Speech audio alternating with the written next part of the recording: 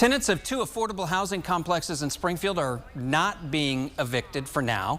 An emergency injunction filed by the renters put that plan on pause. It's in connection with the class action lawsuit filed against Cedarwood Terrace and Rosewood Estates. It included current and former tenants. They argue the current and former owners violated provisions of the low-income housing tax credit program. They held a gathering to support the low-income, senior, and disabled tenants this morning. The members emphasized that there are not enough affordable housing options in Springfield. For one affordable unit, there's like 85 people applying for that one unit. I would love to see more developers, more landlords that want to have affordable rates, because there's lots of us out here that need it. Renters claim after the previous owners sold the apartments, the new owners changed the leases. They say the new owners have plans to convert the low-income housing into luxury developments.